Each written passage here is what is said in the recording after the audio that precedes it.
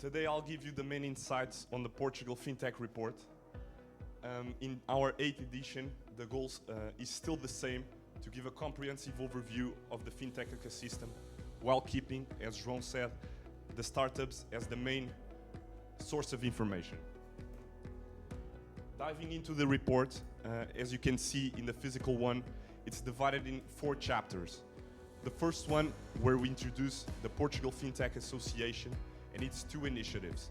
The Fintech House, this amazing hub that we're here today that Cristina talked about, and Fintech Solutions, the advisory arm of the association. In the second chapter, we'll dive into the industry overview and we'll touch in each one of the 4 pillars of the association: capital, talent, regulation, and mature players. In chapter 3, we analyze some of the trends of 2024 and 2025. What are they, and what is the ecosystem going?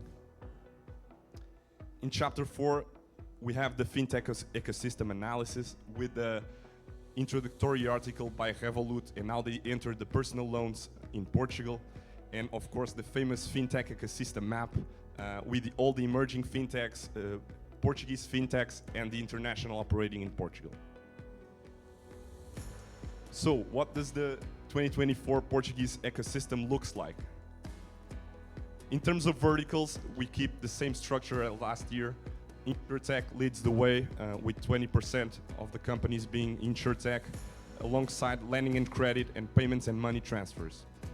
In terms of funding, we have achieved and raised over 1.16 billion, being blockchain and crypto still the vertical that has raised the most amount of money. In terms of startups founded per year, we have good news that since 2021 we have been decreasing this number, but in 2024 these numbers are back on, and in 2024 it accounts for 11% of the companies founded and that are included in this report. We also have several articles from Startup Portugal, KPMG, and 3 hubs from the UK, Spain, and Italy for you to check the Portuguese fintech ecosystem and how this inserts in the Europe landscape. Moving on to capital and investments. The greatest obstacle is still sales metrics and traction, the ability to scale internationally. Founders were asked in a survey that to class from 1 to 5 to categorize in each phase the local investment versus the international investment. We see that in the pre-seed and seed stage, this gap is shorter, because when we move forward to Series A and Series B, this international funding is very much needed, and companies need that money to escalate to bigger businesses. In terms of the investor perspective on the Portuguese fintechs, the ability to execute continues to go alongside, so good news. Moving on to talent. 64% of the startups have 1 or more women within the founding team or C-level. We have an interesting article also in this talent side, written by Marta Palmeiro, that wrote an article with 4 steps that company need to reskill their employees in introducing AI in their businesses. So very interesting article in that matter. The most difficult profile to find or hire in the job market. Last year we had 75% being engineers, and this year we had a little reduction in this number, maybe due to market conditions. Companies and startups are transitioning from a build phase to a more focus on sales. In terms of seniority level, of course, seniority positions continue to be the hardest one to find, and it increased a little bit this year. So looking here, what do employees value when working at fintechs? We see that the majority, 70%, value innovation products and technology, 59% value company culture, 46% remote work opportunities, 44% the work itself, 40% value strong leadership and vision, 29 career growth opportunities, and 26 competitive salaries and benefits. Moving on to regulatory insights. The main hardship regarding regulation is still timelines and procedures and the regulatory fragmentation. The greatest enabler is still the associations and investors on top. And when we look at the greatest hardship to grow, we see here an highlight number that is sales cycle at 49%. Strengthening international go-to-market strategy, supported by the economic diplomacy and diaspora, can shorten this sales cycle, and it's very important that we do so, especially in the banking sector that has a lot of procurement processes that are very slow.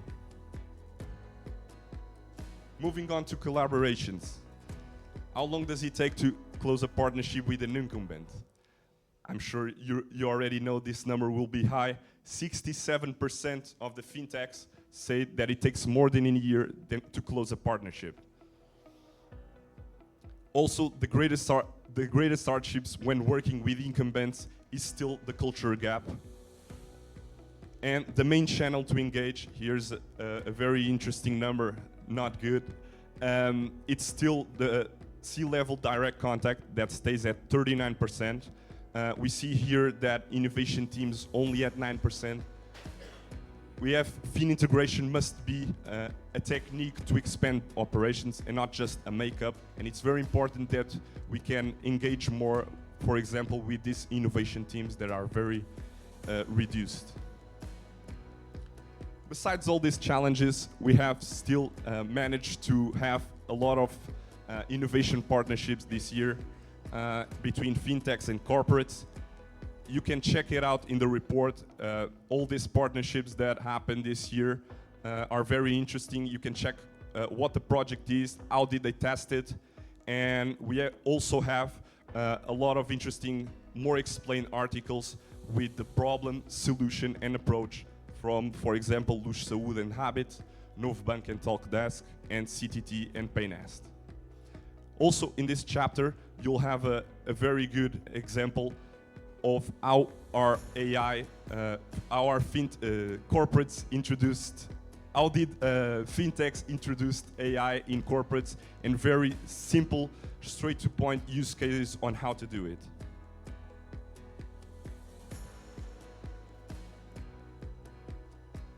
Regarding trends in 2024 and 2025, Gen AI banking, we explore this with an article from Pedro Dias from KPMG Portugal. In terms of the future of payments and fraud, with Natalie Kelly, Chief Risk Officer at Visa. Cybersecurity landscape in this age of hyper-personalization with 33N. A crypto survival guide with José Macedo, founder and CEO at Delphi Capital. Also, Gen AI in InsurTech with commercial property underwriting with Silas InsurTech, one of the emerging fintechs created this year. And finally, building ethical AI with Vasco Pedro, CEO at Unbubble. Moving on lastly to the well-known fintech ecosystem map. This is how it looks today. We've gone a long way since our first report in 2017. We see that this keeps increasing, and I ask you, if you want to check it out, everyone know about what they do, what are their founding teams, the key differentiator, and their use cases, and maybe, who knows, you can do a partnership in the future.